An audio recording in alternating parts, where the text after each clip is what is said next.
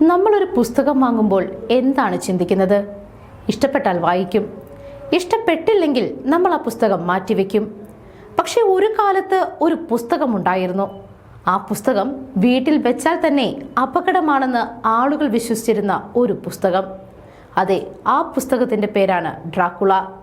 പുസ്തകം വായിച്ച ചിലർ പറഞ്ഞു, ഇതൊരു കഥയല്ല, ഇത് ശാപമാണ്, ചെകുത്താന്റെ പദ്ധതിയാണ്. ചിലർ വീട്ടിൽ പുസ്തകം സൂക്ഷിക്കാൻ പോലും പേടിച്ചു. ചിലരൊക്കെ വിശ്വസിച്ചു പുസ്തകമുള്ളിടത്ത് ഡ്രാക്കുള എത്തുമെന്ന്. ഇരുട്ട് വീഴുമ്പോൾ ജാലകങ്ങൾ അടച്ചുവെച്ച് ആളുകൾ ഉറങ്ങി. കുട്ടികളെ കൊണ്ട് ആ പുസ്തകം ഒന്ന് തൊടാൻ പോലും ആരും അനുവദിച്ചില്ല. ഭയം അത് വെറും കഥയിൽ നിന്നിറങ്ങി മനുഷ്യരുടെ മനസ്സിലേക്ക് കയറി. എന്നാൽ ആ ഭയത്തിനൊരു പ്രത്യേകതയുണ്ട്. അതിൽ നിന്നോടിയാൽ അത് കൂടുതൽ പിന്തുടരും. ഡ്രാക്കുളയെ ആളുകൾ ഒഴിവാക്കാൻ ശ്രമിച്ചപ്പോൾ കൂടുതൽ ആളുകൾ അത് വായിച്ചു. ഒരു തലമുറ അടുത്ത തലമുറയ്ക്ക് കൈമാറി. അങ്ങനെ ആ ഭീകര നോവൽ ലോക സാഹിത്യത്തിലെ ഏറ്റവും വലിയ ക്ലാസിക്കുകളിൽ ഒന്നായി മാറി. 1897 ഐറിഷ് എഴുത്തുകാരനായ ബ്രാം സ്റ്റോക്കർ എഴുതിയ നോവലാണ് ഈ ഡ്രാക്കുള. ലോക സാഹിത്യ ചരിത്രത്തിലെ ഏറ്റവും സ്വാധീനമുള്ള കൃതികളിൽ ഒന്നായിട്ട് ഇന്നും അത് കണക്കാക്കപ്പെടുന്നു.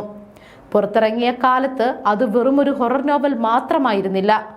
ആളുകളുടെ ഭാവനയെയും ഭയത്തെയും പിടിച്ചുകുലുക്കിയ ഒരു സാംസ്കാരിക അനുഭവമായിരുന്നു. ഡ്രാക്കുളയുടെ കഥ വായിച്ചവർക്ക് അതിലെ ലോകം അത്രയും യഥാർത്ഥമായിട്ട് അനുഭവപ്പെട്ടു. റുമാനിയയിലെ കാർപ്പാത്യൻ മലനിരകൾ, മഞ്ഞുമൂടിയ വഴികൾ, തകർന്നുപോയ പഴയ കോട്ടകൾ എല്ലാം വായനക്കാരുടെ മനസ്സിൽ ജീവിച്ചു. രാത്രിയുടെ നിശബ്ദതയിൽ എവിടെയോ നിന്നൊരാൾ നോക്കിക്കൊണ്ടിരിക്കുന്നുവെന്ന തോന്നൽ വരെ ആ പുസ്തകം സൃഷ്ടിച്ചു. ഡ്രാക്കുള എന്ന കഥാപാത്രം ഒരു സാധാരണ വില്ലനായിരുന്നില്ല. രാത്രി മാത്രം ജീവിക്കുന്ന, മനുഷ്യരുടെ രക്തം കുടിച്ച് ശക്തി നേടുന്ന ഒരു ദുരൂഹ വ്യക്തിത്വമായിരുന്നു അത്. അക്കാലത്തെ വായനക്കാർക്ക് ഇത്തരത്തിലുള്ള ഒരു ആശയം തന്നെ പുതുമയായിരുന്നു. പലരും ഈ കഥയെ വെറും സാങ്കല്പിക സൃഷ്ടിയായി കാണാതെ ഒരു ഇരുണ്ട ലോകത്തിന്റെ സൂചനയായി പോലും കരുതി. ഈ പുസ്തകത്തെക്കുറിച്ച് നിരവധി അഭ്യൂഹങ്ങൾ പ്രചരിച്ചു. ചിലർ പറഞ്ഞത് ഇത് വീട്ടിൽ സൂക്ഷിച്ചാൽ ദുരാത്മാക്കൾ എത്തുമെന്നാണ്. ചിലർ രാത്രി ഇത് വായിക്കരുതെന്ന് മുന്നറിയിപ്പ് നൽകി. പുസ്തകത്തെക്കുറിച്ച് കേട്ടവർ പോലും അതിനെക്കുറിച്ച് ഒരു ഭയ ബഹുമാനത്തോടു കൂടി സംസാരിക്കാൻ തുടങ്ങി. എന്നാൽ ഏറ്റവും അത്ഭുതപ്പെടുത്തുന്ന കാര്യം മറ്റൊന്നായിരുന്നു. ഇത്രയും യഥാർത്ഥമായിട്ട് റുമാനിയെയും അവിടുത്തെ പ്രകൃതിയെയും വരച്ചുകാട്ടിയ ബ്രാം സ്റ്റോക്കർ ഒരിക്കൽ പോലും അവിടെ പോയിട്ടില്ല. ബ്രിട്ടീഷ് മ്യൂസിയത്തിലെ രേഖകളും ചരിത്രക്കുറിപ്പുകളും വായിച്ചാണ് അദ്ദേഹം തന്റെ ഭാവനയിൽ ആ ലോകം സൃഷ്ടിച്ചത്. കാലം കടന്നുപോയി, ഭയം കുറഞ്ഞു, പക്ഷേ ഡ്രാക്കുള ഇല്ലാതായില്ല. പുസ്തകം വീണ്ടും വീണ്ടും അച്ചടിച്ചു.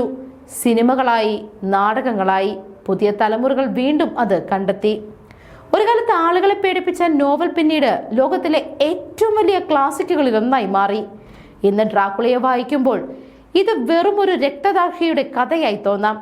പക്ഷെ ഒരു കാലത്ത് ലോകത്തെ മുഴുവൻ ഭാവനയുടെ ശക്തി കൊണ്ട് വിറപ്പിച്ച ഒരു പുസ്തകമായിരുന്നു അത് എന്ന സത്യം ആർക്കും മറക്കാനാകില്ല. കാരണം ചില കഥകൾ വായിച്ചു തീരുന്നില്ല. അവ കാലത്തെ മറികടന്ന് ജീവിച്ചു കൊണ്ടിരിക്കും. ഇന്നും അത് അച്ചടി നിർത്തിയിട്ടില്ല. ഇന്നും രാത്രിയിൽ ഒറ്റയ്ക്ക് വായിച്ചാൽ ചില പേജുകൾ വായിച്ചു കഴിയുമ്പോൾ ആർക്കും ഒന്ന് പിന്നിലേക്ക് തിരിഞ്ഞു നോക്കാൻ തോന്നും.